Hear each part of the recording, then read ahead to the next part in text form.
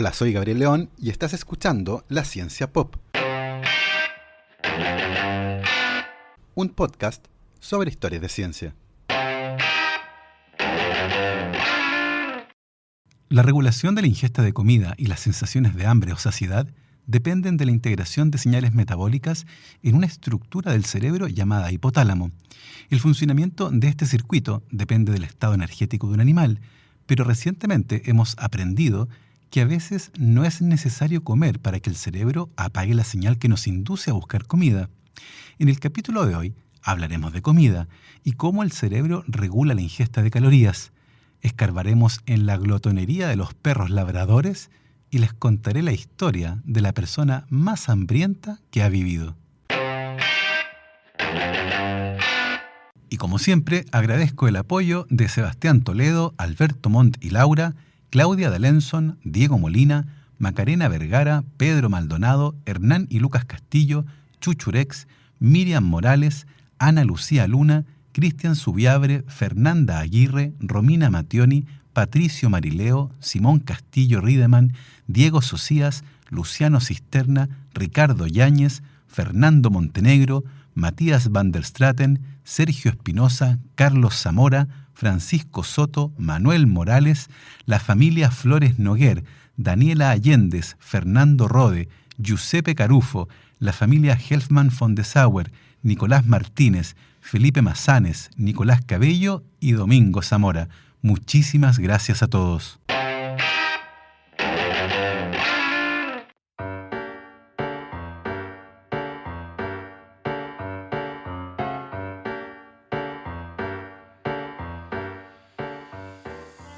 El hipotálamo es una estructura cerebral conservada evolutivamente que se encuentra, tal como su nombre lo señala, debajo del tálamo, cerca de la base del cráneo.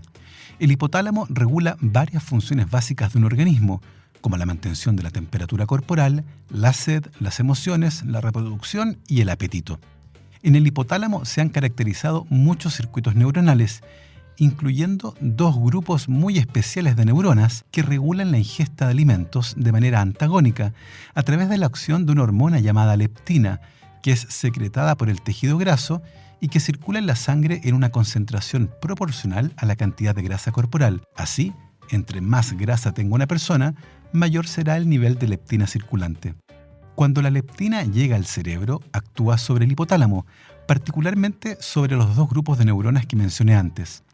Uno de esos grupos es conocido como neuronas POMC o POMC y el otro recibe el nombre de neuronas AGRP. Cuando los niveles de leptinas son altos, se estimula a las neuronas POMC, que emiten señales que inhiben la ingesta de alimentos.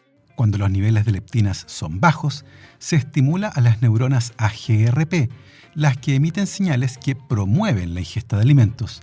Así, la leptina actúa como un sensor del estatus energético en un animal, ejerciendo su función sobre el hipotálamo y promoviendo el consumo de alimentos o la sensación de saciedad. Durante muchos años se ha tratado de entender cómo se integran diferentes señales en el cerebro para desencadenar la sensación de hambre que nos motiva a comer. Esto es particularmente relevante hoy, pues se está tratando de encontrar nuevos blancos terapéuticos que permitan controlar la creciente epidemia de obesidad que afecta particularmente al mundo occidental. Como les comentaba, estaba claro que las neuronas POMC y AGRP son las encargadas de regular el circuito que controla la alimentación. De hecho, la activación artificial de las neuronas AGRP en ratones hace que estos busquen comida y coman de manera muy voraz. Por esta razón, en los últimos años, estas neuronas se habían convertido en un posible blanco terapéutico para controlar la ingesta de alimentos a través de su inhibición selectiva. Por otro lado, las neuronas POMC son activadas cuando el nivel de energía es suficiente. Su activación inhibe entonces la ingesta de alimentos y, por lo tanto, promueve la pérdida de peso. Durante muchos años se ha sabido que estos dos tipos de neuronas funcionan de una manera íntimamente relacionada. Sin embargo, no se había podido estudiar en profundidad su relación funcional, debido a las dificultades técnicas propias de estudiar circuitos neuronales muy restringidos, los que además se localizan en regiones profundas del cerebro. Se sabía, por ejemplo, que las neuronas POMC eran inhibidas en parte por las neuronas AGRP, aunque se desconocía la dinámica de esta regulación.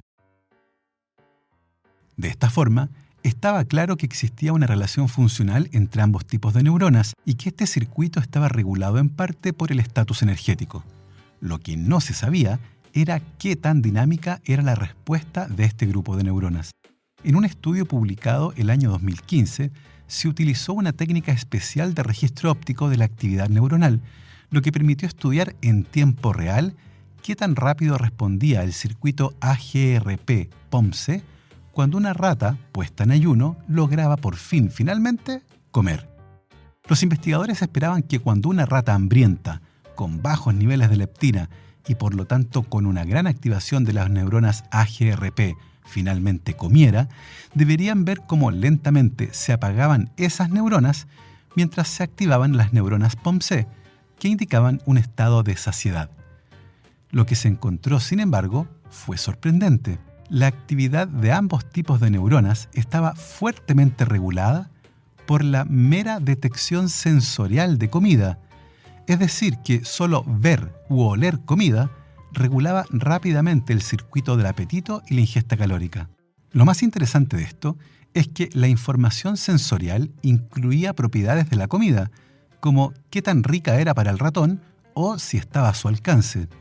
De esta forma, la sola detección de comida y la posibilidad de alcanzarla permitía apagar a las neuronas AGRP, activando a las neuronas POMC, inhibiendo de esta manera la búsqueda de comida incluso antes de comer. Estos resultados son muy sorprendentes y muestran que, a diferencia de lo que se pensaba, las neuronas AGRP no regulan directamente la ingesta de comida, sino que el comportamiento de buscar comida. De esta forma, el solo hecho de saber que se había encontrado comida era suficiente para apagar a las neuronas AGRP. Una de las consecuencias directas de esto es que, a diferencia de lo que se pensaba, las neuronas AGRP no son un buen blanco terapéutico para los fármacos contra la obesidad, ya que estas neuronas no regulan la ingesta calórica, sino que solo el comportamiento de buscar comida. Otra cosa interesante es que la magnitud de los cambios detectados dependía de qué tan apetitosa era para las ratas la comida que se les ofrecía.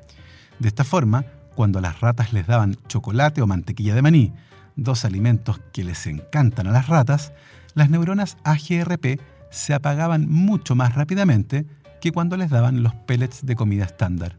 De manera similar, cuando la rata podía oler, pero no ver la comida, las neuronas AGRP se apagaban mucho más lento que cuando la rata tenía la comida a la vista.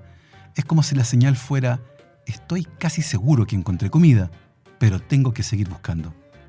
Es probable que durante la evolución, el circuito AGRP-POMC apareciera como un sistema que regula la necesidad de salir a buscar comida, anticipándose a la ingesta calórica, controlando entonces la motivación por encontrar comida, no el hecho de comerla. Estos hallazgos podrían explicar los pobres resultados que se han visto con los inhibidores de AGRP en los ensayos clínicos de obesidad. Lo que probablemente ayuda a generar obesidad es la comida por placer, el consumo hedónico de alimentos. Porque claro, cuando uno quiere postre después de haber comido, es porque el postre es rico, no porque uno tenga hambre. Este descubrimiento ciertamente cambia la aproximación terapéutica que se había iniciado sobre las neuronas AGRP, ya que lo que se estaba haciendo en buenos términos era manipular la decisión de ir a conseguir comida, no necesariamente la decisión de comer un poco más. Y claro, cuando la comida está tan a mano como ahora, pierde relevancia regular el impulso por salir a buscar comida. Otro aspecto interesante es que estudios anteriores sugieren que recordar una comida cuando se tiene hambre puede disminuir la sensación de apetito. Estos dos hallazgos podrían estar relacionados y sugieren que existen componentes psicológicos que fuertemente regulan nuestra necesidad de buscar comida y comerla. Esto podría tal vez explicar la costumbre que tienen algunos, como quien les habla, de hablar insistentemente de comida mientras comen, lo que tal vez podría reforzar el recuerdo de haber comido y contribuir de esta forma a generar más rápidamente la sensación de saciedad. También podría explicar ese curioso fenómeno que ocurre cuando cocinamos una comida muy rica y al terminar de cocinar descubrimos con algo de desazón que ya no tenemos tanta hambre. Este mismo circuito neuronal AGRP-POMC, que ha sido estudiado en roedores y humanos, podría también explicar algo muy particular de un tipo de perro, los labradores. Si alguna vez han tenido un perro labrador, muy probablemente conocen uno de los rasgos más notables de esta raza, su implacable apetito. Los labradores son conocidos por devorar casi cualquier cosa, desde calcetines hasta rocas, y dada la oportunidad, son capaces de comerse a sí mismos. Eso, por supuesto, en sentido figurado. Según algunas estimaciones, casi el 60% de todos los perros labradores del mundo tienen sobrepeso u obesidad. De hecho, el dudoso honor de ser nombrada la mascota más gorda de Gran Bretaña fue a un labrador de 80 kilos llamado Alfie, que era descrito de manera muy poco halagüeña como una enorme mancha peluda con una pierna en cada esquina. ¿Es un defecto de carácter? ¿Son glotones incorregibles? Científicos de la Universidad de Cambridge dicen que no. Los labradores sencillamente no pueden evitarlo, porque aparentemente se trata de algo que está en sus genes. Los investigadores que estudiaron a 310 labradores encontraron que a muchos de ellos les faltaba la totalidad o parte de un gen que es esencial para el correcto funcionamiento de las neuronas POMC, que, como ya saben, son las que regulan el apetito. Sin él, los perros no saben cuándo han tenido suficiente comida, así que siguen comiendo, y comiendo, y comiendo, y comiendo. El mismo gen defectuoso en los labradores está presente en los seres humanos, y aunque los casos son muy raros, hay personas obesas con una deficiencia genética similar. Este estudio nos recuerda que en los animales, humanos incluidos, la obesidad puede ser un problema que va mucho más allá de la voluntad, y al menos en algunos casos podría vincularse a ciertos circuitos neuronales. Esto evidentemente no quiere decir que la obesidad sea un problema sin solución, pero reconocer que se trata de un problema complejo puede, por una parte, ayudar a redirigir las estrategias terapéuticas y, por otro lado, a ver el problema de la obesidad como uno complejo y que no depende siempre sencillamente de cerrar la boca, algo que suena fácil, pero que muchas veces cuesta muchísimo. Una derivada interesante de este entuerto genético y la manía por comer de los labradores es que podría explicar, al menos en parte, por qué estos perros son fáciles de entrenar como perros de servicio. Están más dispuestos a trabajar y a aprender a hacer una tarea porque entre ceja y ceja tienen una recompensa que se pueden comer. Los investigadores creen que la mutación en los labradores, y que también está presente en otros perros emparentados, como los retrievers de pelo liso, surgió en una raza conocida como perro de aguas de San Juan, que los pescadores utilizaban para recuperar las redes de las gélidas aguas de Terra Nova en el norte de Canadá. Es muy probable que en esas condiciones y con ese trabajo, la mutación haya sido tremendamente útil para los perros y la tarea que se les asignó, pero para perros que viven como mascotas, una mutación de esa naturaleza, sumada a la falta de ejercicio y el acceso a mucha comida, podría explicar muy bien las altas tasas de obesidad que se ven en varias razas de perros relacionadas con los labradores. Sin embargo, hay que recordar que hoy la obesidad en todas las razas de perros, no solo en los labradores, es un problema que va en aumento en el mundo. Alfie, el labrador inglés del que les hablé antes, engordó tanto que se necesitaron a 4 personas para levantarlo cuando estaba enfermo. Los problemas respiratorios y el daño en sus huesos motivaron una dieta muy estricta, pero su salud estaba ya muy deteriorada. A la vuelta de esta pausa, les contaré otra historia de glotonería sin límites, una que todavía no logramos entender del todo. ¿Ah? ¿Cómo? ¿Perdón? ¿Qué cosa? ¿Te cuesta mantener conversaciones en espacios ruidosos? Así es la vida de muchas personas que experimentan pérdida auditiva. El uso de audífonos permite a estas personas volver a escuchar sonidos que habían olvidado y les permite comunicarse de mejor manera, generando una mejora significativa en su calidad de vida. Si ves televisión con el volumen muy alto o te cuesta conversar en ambientes con ruido, tal vez estés experimentando pérdida auditiva. En Más Audio cuentan con la tecnología más avanzada y los más cómodos y modernos audífonos de origen alemán. Con los mejores precios del mercado, tecnología de punta y un servicio de primer nivel, en Más Audio te pueden ayudar a ti o a un familiar a volver a escuchar sonidos que ya no escuchas. Para más información, visita la página www.masaudio.cl o escribe al correo quiero@masaudio.cl. También puedes visitar sus páginas en Facebook o su tienda online en tienda.masaudio.cl.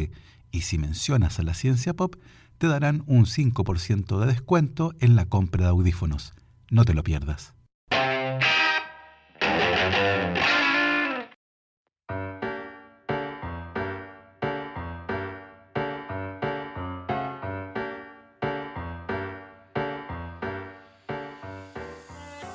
La polifagia o hiperfagia es la ingesta de grandes cantidades de comida.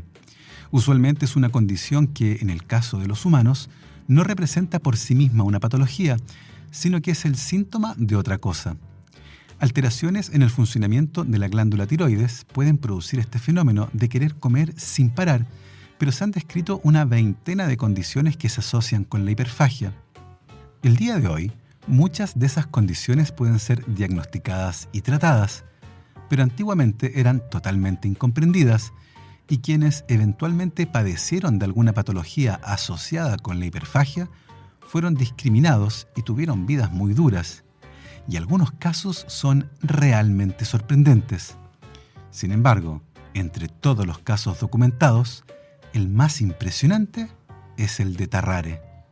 La historia del francés Tarrare es una de las más extrañas de las que se tengan registros. No sabemos con certeza si Tarrare era su verdadero nombre. No sabemos exactamente dónde nació o qué año. No hay fotos de él, solo ilustraciones de cómo la gente cree que era. Lo que sí sabemos es que Tarrare tuvo hambre la mayor parte de su vida y podía comer cualquier cosa con tal de saciar su apetito. Literalmente cualquier cosa. Tarrare tenía una habilidad sobrehumana para comer, lo que finalmente, y de manera tal vez poco sorprendente, resultó en su muerte. Durante años, sus increíbles talentos cautivaron al público en toda Francia, país que recorrió como parte de un espectáculo de fenómenos. Pero Tarrare pasó sus últimos años buscando desesperadamente una cura para lo que parecía una maldición. En cualquier caso, esta es una historia que no querrán perderse, aunque muy probablemente sea una historia que no querrán escuchar mientras comen. Consideren eso una advertencia. Tarrare probablemente nació en la zona rural de Lyon, en Francia, en algún momento del año 1772.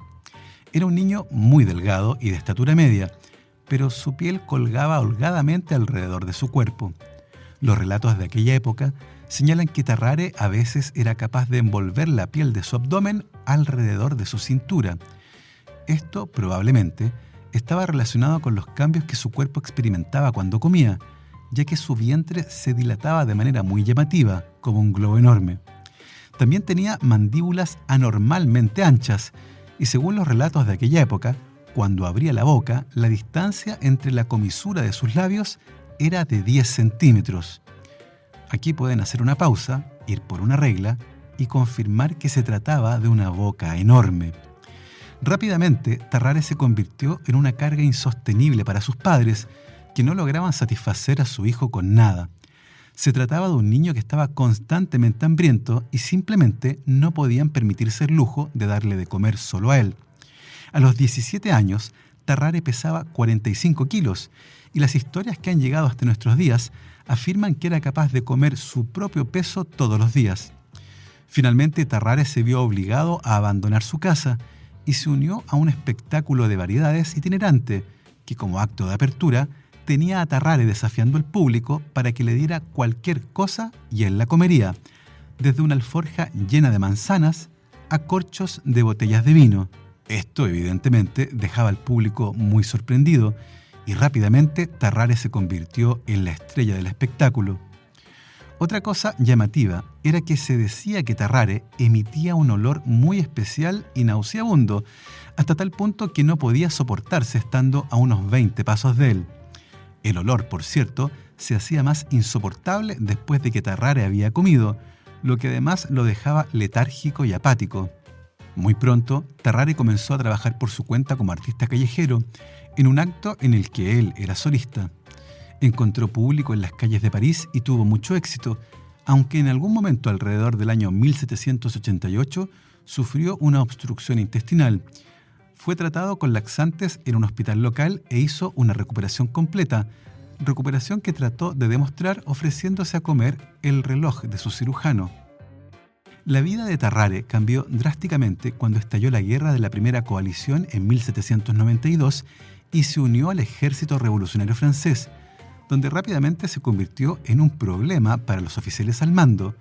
Las raciones militares normales eran muy ineficaces para frenar el apetito masivo de Tarrare, quien comía el equivalente de 4 raciones de comida, lo que evidentemente tampoco era suficiente para él, por lo que se comía los restos de comida que dejaban sus compañeros para intentar saciar su hambre infinita.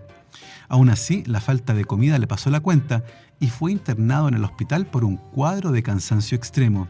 En el hospital, el apetito de Tarrare no disminuyó, y un día, en presencia del médico jefe del ejército, agarró por el cuello y las patas a un gran gato vivo, le rasgó el abdomen con los dientes, se tomó la sangre y lo devoró sin dejar nada más que los huesos. Media hora después de esto, vomitó la piel y el pelo del gato. Tarrare también comía serpientes y anguilas, casi sin masticarlas. Un día se comió la comida de 15 personas, después de lo cual su vientre, comúnmente lacio y arrugado, se distendió para quedar como un enorme globo. Luego de eso, Tarrare durmió hasta el día siguiente. Evidentemente era cosa de tiempo hasta que alguien pensara en una aplicación militar para el talento trágalo todo de Tarrare. Para esto, el cirujano en jefe del hospital donde estaba internado le hizo tragar un estuche de madera pequeño que contenía un trozo de papel en blanco.